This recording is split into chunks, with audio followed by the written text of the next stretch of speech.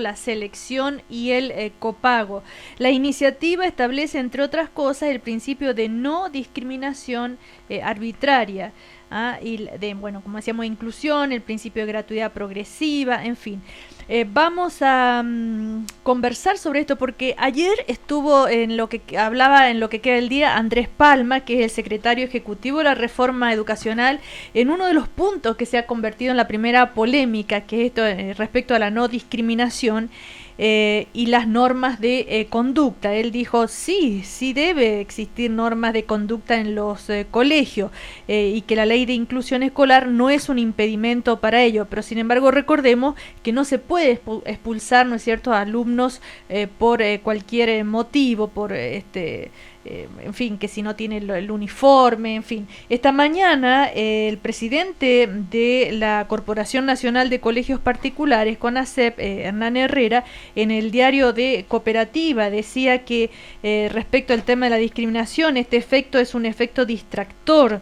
Tiraron esto como un efecto distractor para que nosotros no sigamos insistiendo que estamos sin la totalidad de los reglamentos, y cuestionaba también este aspecto. Bueno, este es uno de los aspectos de esta importante ley que entra en vigencia hoy. Vamos a ver qué opinan los especialistas en educación, que son los de la gente de 2020, ¿no es cierto? Educación 2020. Estamos con Manuel Sepúlveda, que es el director educativo de Educación 2020. ¿Cómo estás, Manuel? Muy buenas tardes. Hola, Cecilia, muchas gracias por la invitación. Antes de ir a los pros y los contras, los aspectos en generales de la ley, me gustaría tu opinión respecto a esto de la no discriminación. El tema decía, claro, Herrera decía, si los padres eligen el colegio y adhieren a lo que es el proyecto educativo, y ese colegio dice que tienen que tener uniforme o ciertas normas de disciplina, ¿por qué verlos obligados a aceptar cualquier cosa de parte de los alumnos? En fin, ¿qué importancia le das tú a ese aspecto? Sí, lo primero es aclarar la confusión que también existe en este punto. Lo primero es que, tal como decía Andrés Palma, los colegios no solo pueden, sino que deben tener reglamentos internos y velar por la convivencia al interior del establecimiento. No se prohíbe que los colegios tengan sus normas y que esas normas se refieran a uniforme, presentación personal, conducta, obviamente. Lo segundo es que la ley de inclusión tampoco prohíbe la suspensión o la expulsión de un estudiante. Lo que exige es que, por un lado, esa medida se tome como un último recurso luego de un proceso objetivo que también cuente con la apelación del estudiante o de su familia. Y lo tercero es que en materia de vestimenta, en materia de presentación personal, los reglamentos no pueden tener sanciones que tengan que ver con la suspensión o la expulsión.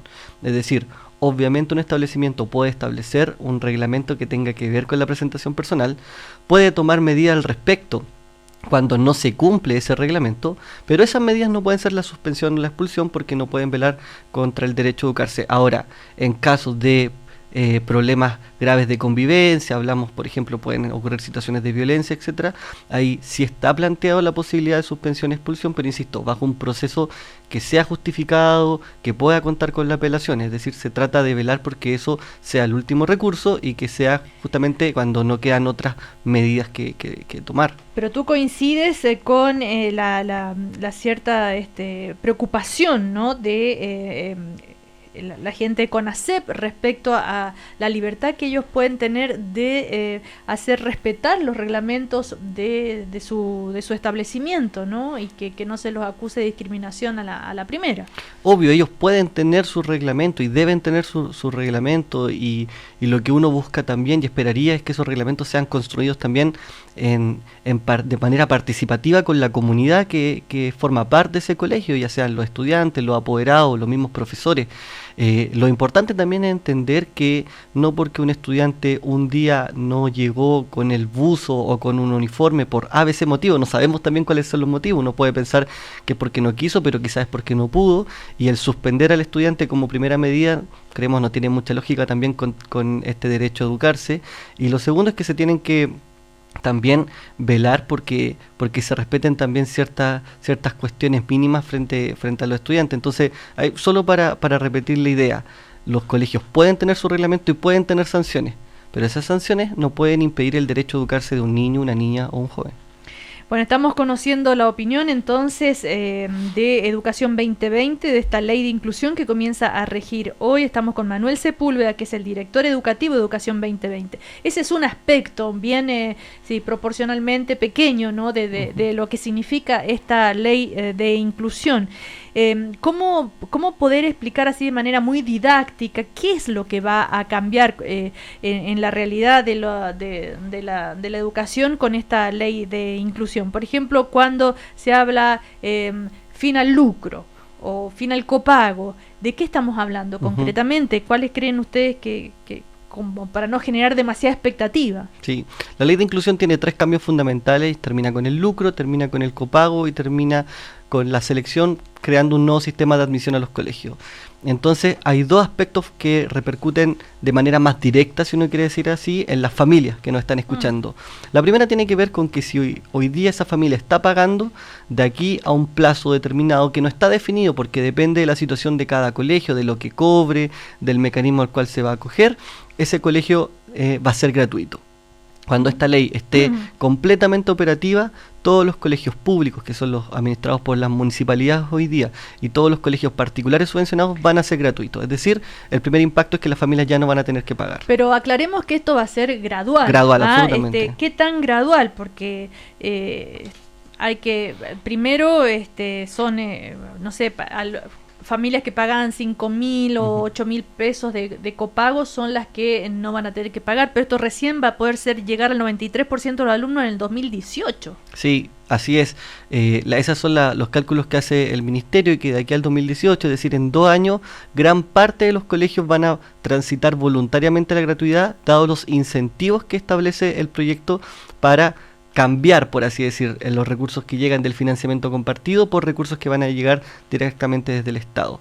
Y como la mayoría de los colegios cobra menos que 15.000, 20.000, 25.000 pesos, ellos tendrían este gran incentivo para pasar voluntariamente. Ahora, los colegios que cobran sobre eso, que pueden pasar desde los 30.000 hasta incluso los 85.000 pesos, que son pocos colegios, pero que son, esos colegios van a tener un plazo mayor, que puede ser incluso 10, 15 años para acceder a la gratuidad total. Ahora, cada año el monto de pago va a ir disminuyendo, porque la forma es que a medida que aumentan los recursos que entrega el Estado, va disminuyendo lo que pueden cobrar las familias. Entonces, si hoy día el tope es de alrededor de 85.000 pesos, el próximo año será de 80, luego 75, 70, etcétera, y eso es más o menos los cálculos que establece el Ministerio. Ese es el primer cambio que uno podría decir impacta directamente en las familias. Pero en ese sentido, en ese aspecto, ustedes como Educación 2020, ¿tienen alguna, no sé, desconfianza o temor, o cuál creen ustedes que puede ser el gran desafío en ese aspecto? Que tenga los recursos el Estado, que pueda cumplir,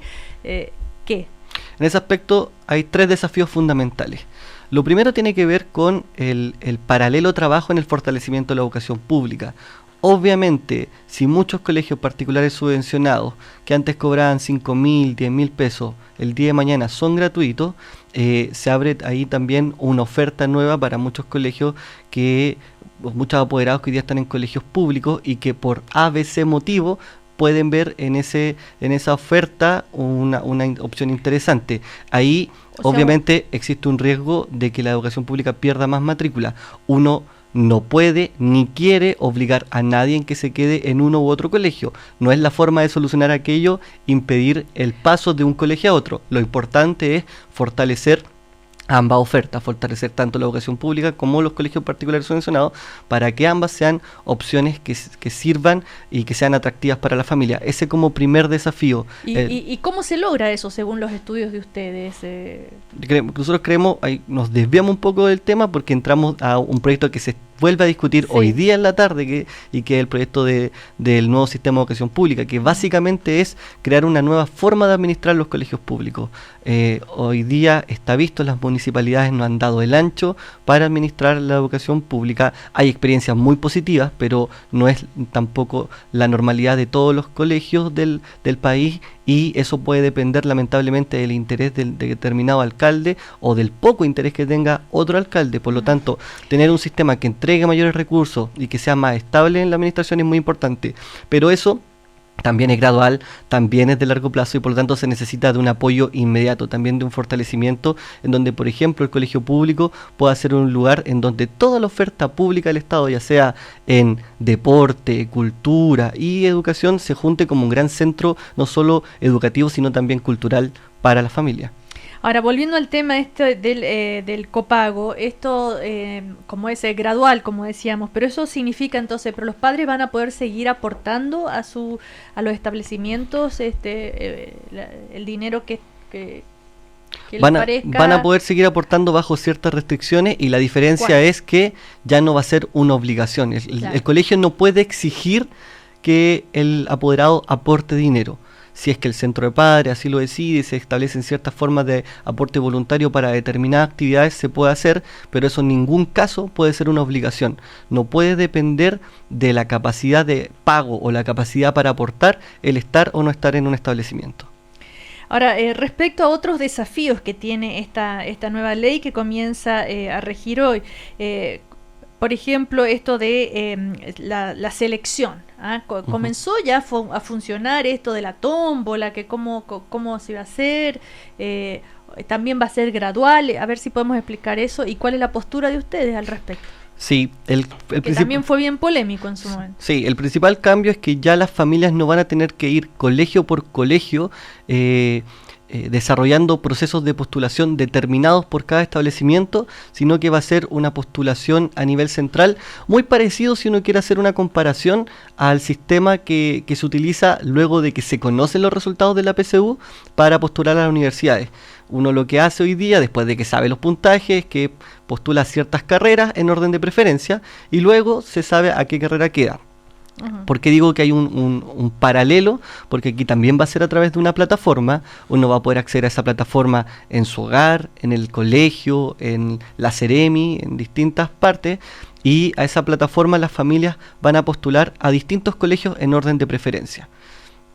O sea, ¿no se pierde la libertad de elegir el colegio? Por el contrario, se fortalece, porque lo que hace la familia es elegir los colegios que determinen en orden de preferencia. ¿Cuál es la obligación que tienen los colegios? Los colegios tienen la obligación de aceptar a todos los postulantes, pero si no tienen suficientes cupos para aceptar a todos los postulantes, tienen que generar un sistema aleatorio. Ese sistema aleatorio no necesariamente es una tómbola. Pero, ¿qué es entonces? Puede ser otra forma de un sistema, puede ser un sistema computacional que tenga, por ejemplo, un escrutinio público para que sea transparente. Hay distintas formas de generar un sistema aleatorio que básicamente respete el fondo del asunto. ¿Cuál es el fondo del asunto? Que todos los niños que postulan a ese colegio tengan las mismas posibilidades de quedar en el colegio y que no dependa de cómo les fue en una prueba de admisión, porque sabemos en Chile los resultados de una prueba de admisión tienen mucho que ver con el origen socioeconómico también de la familia. Que no dependa la opción de quedar o no quedar de la capacidad de pago. Ahí sí, en este sistema aleatorio hay ciertos privilegios. ¿Cuáles son esos privilegios?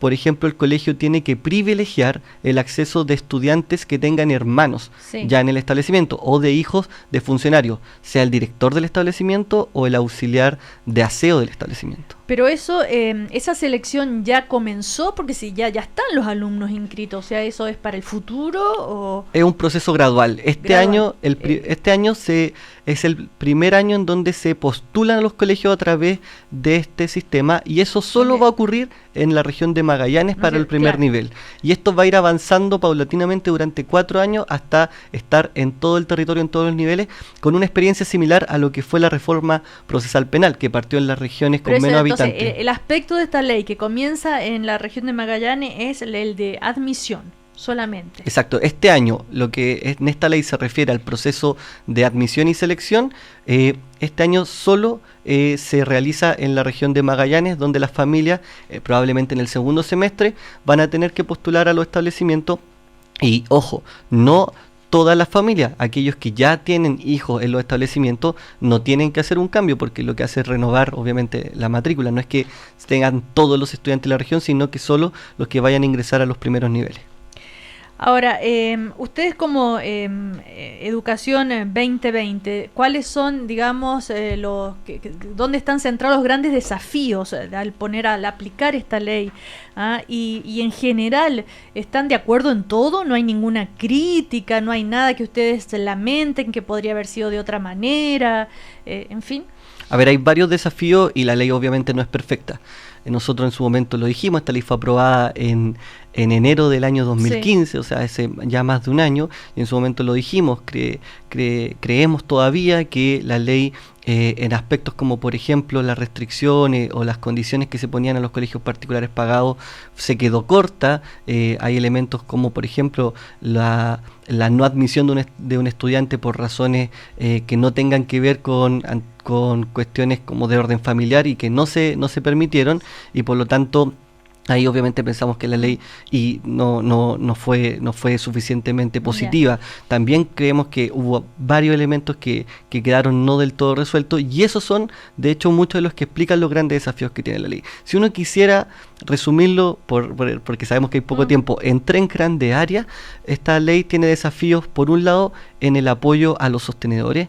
Hay una gran realidad de sostenedores. Los sostenedores no solo son una voz, los sostenedores no son una sola realidad. Hay colegios chicos, colegios grandes, colegios con alto copago, colegios gratuitos, colegios sin lucro, colegios con lucro, colegios que arriendan la infraestructura, colegios que son dueños de la infraestructura, y por lo tanto cada uno de esos colegios va a tener preocupaciones que dependan también de la realidad en la que se encuentran y de cómo esta ley lo afecta, les exige modificaciones. Contar con una unidad que apoye, que facilite esas modificaciones, que responda a las consultas, que pueda negociar, que vaya resolviendo el caso a caso en el margen de la ley, obviamente es muy importante. Y ahí hay una oportunidad porque la ley creó una unidad de apoyo a los sostenedores, y esa ley, esa unidad nosotros creemos que hay que fortalecer, que hay que tener un apoyo importante para los sostenedores para solucionar todas las dudas que tengan en estos 5 o 10 años de implementación. El segundo, que se relaciona mucho con lo que dijimos del nuevo sistema de admisión, tiene que ver con la información a las familias. Esto es necesario de comprender, entenderlo, conocerlo. Ya vimos la polémica que ocurrió por el tema de la presentación personal.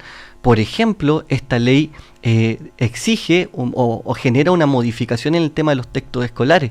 Esta ley dice que si un establecimiento particular subvencionado exige textos de estudio distintos a lo que proporciona el ministerio, y un apoderado dice no tengo los recursos para pagarlos, el colegio en ningún caso puede suspender la matrícula o generarle una exigencia, sino que es el colegio quien tiene que entregar ese texto. Es una información relevante para las familias, porque hoy día vemos las notas de prensa donde gastan 20, 30, 40, 50 mil pesos comprando textos que son muy parecidos a los textos que entrega el Estado. Entonces, ¿cómo se entrega toda esa información? ¿Cómo la familia entiende cuál es el sistema de admisión? Cuando me toca, porque obviamente si vivo en la región metropolitana, el cambio es distinto así en la región de Magallanes, eso es distinto. Y por último, disculpa que me extienda, sí, el apoyo a los profesores y las comunidades educativas.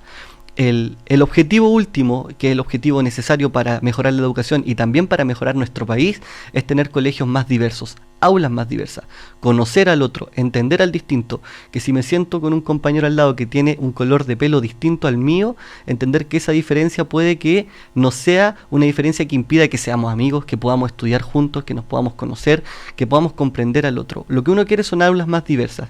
Bueno, lamentablemente Chile hoy día es el país más segregado del mundo en materia de educación. Entonces, dar ese paso, avanzar desde la segregación hacia lo inclusivo, obviamente es un desafío, y ese desafío implica que los profesores, que los directores, que las comunidades escolares cuenten con los recursos, cuenten con el apoyo necesario para enfrentar estos desafíos, claro, insisto, que se vienen en los próximos años. Estamos conversando entonces con Manuel Sepúlveda, que es el director educativo de Educación 2020, que son especialistas, ¿no es cierto?, en todos los que son los temas de educación y con todas estas reformas.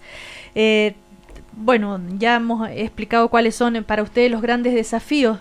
Un auditor nos pregunta si él tiene una deuda con el establecimiento donde estudia su hija y no la dejan entrar por no haber pagado la deuda. ¿Eso en qué categoría cabe?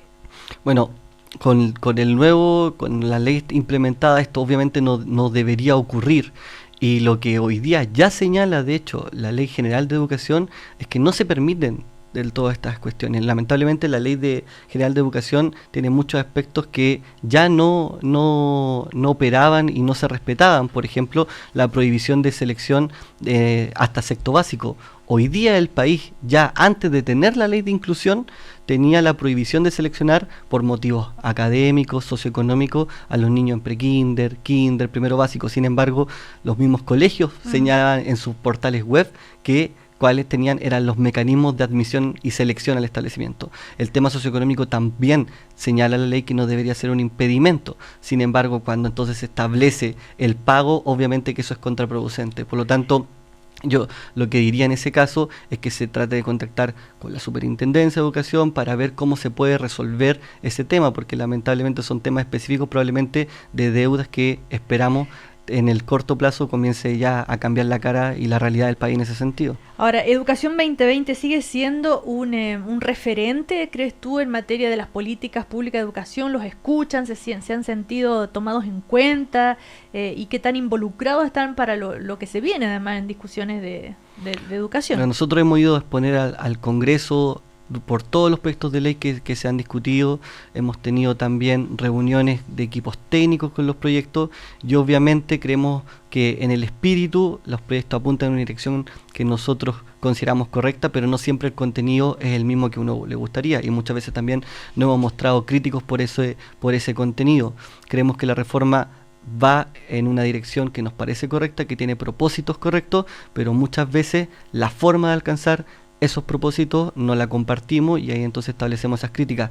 Quiero volver, dado esa pregunta, a algo que me consultaste al principio sobre el tema de la eliminación del financiamiento compartido. ¿Cuáles podrían ser los problemas? Bueno, hoy día vemos que hay un recorte presupuestario, por ejemplo, y también vemos que hay un compromiso de alcanzar gratuidad en la educación superior.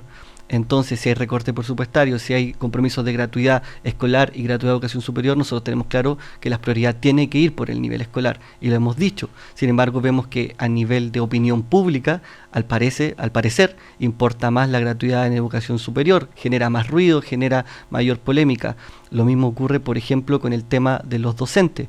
Se estableció en el proyecto de nuevo sistema de desarrollo profesional docente, carrera docente, que también fue aprobado en enero de este año, un compromiso para avanzar en mayores horas no lectivas. El proyecto ya avanza mucho, avanza de un 25 a un 35%, pero se dijo en el proyecto que si se dan ciertas condiciones económicas en el país, se va a ir avanzando aún más, hasta llegar al 40% en todos los colegios de Chile para todos los profesores. Entonces, ¿qué nosotros queremos velar y qué es importante para nosotros?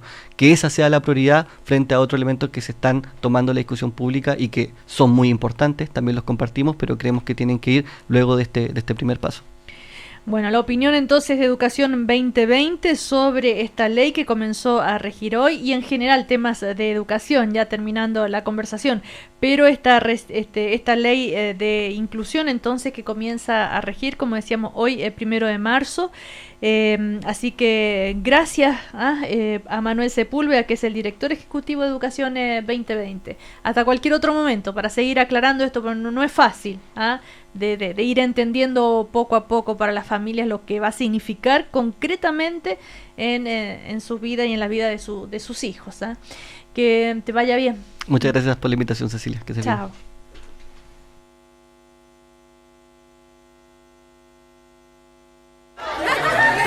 Cuando celebramos en familia, disfrutamos con todo. Y cuando se trata de una gran oferta,